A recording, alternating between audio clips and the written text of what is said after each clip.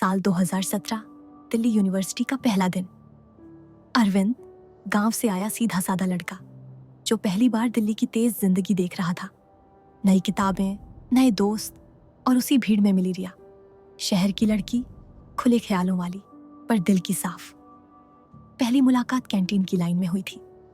अरविंद का वॉलेट खो गया था और रिया ने हंसते हुए उसकी कॉफी के पैसे दे दिए थे। उस दिन से दोनों की दोस्ती शुरू हो गई। रिया के लिए अरविंद की मासूमियत नई थी और अरविंद के लिए रिया की बेपरवाह हंसी किसी कविता जैसी। वे एक दूसरे की दुनिया बनते जा रहे थे।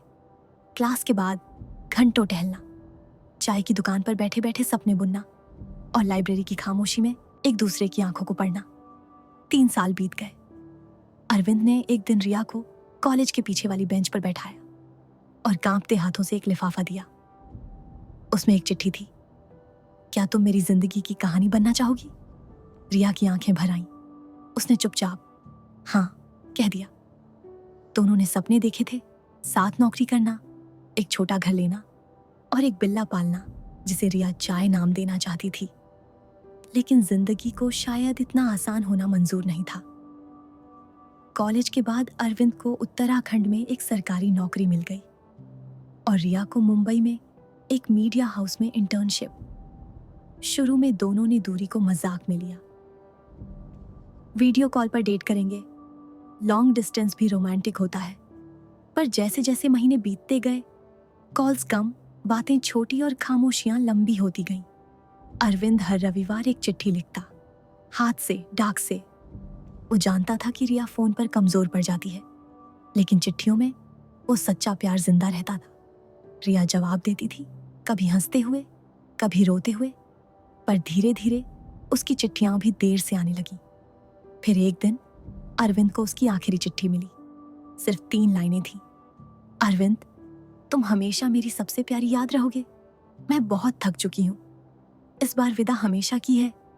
अरविंद भागा भागा दिल्ली आया। पता चला रिया का कुछ महीनों से इलाज चल रहा था, अंतिम स्टेज कैंसर, और उसने किसी को बताया नहीं। वो नहीं चाहती थी कि उसका प्यार दया बन जाए। रिया चली गई थी चुपचाप। आज 5 साल हो चुके हैं। अरविंद अब भी हर साल 14 फरवरी को रिया के पसंदीदा फूल गुलाब और चंपा लेकर कॉलेज के पीछे वाली उसी बेंच पर बैठता है जहां उसने उसे पहली बार दिल की बात कही थी। उसके पास अब भी रिया की सारी चिट्ठियां हैं, तह करके रखी हुई। खुशबू अब भी वैसी ही है। कभी कभी प्यार मुकम्मल नहीं होता, पर वो अधूरा होना भी उम्र भर का साथ बन जाता है। अगर आप चाहें तो मैं इस कहानी का दूसरा पार्ट या इसी थीम पर और भी कहानियां लिख सकता हूं।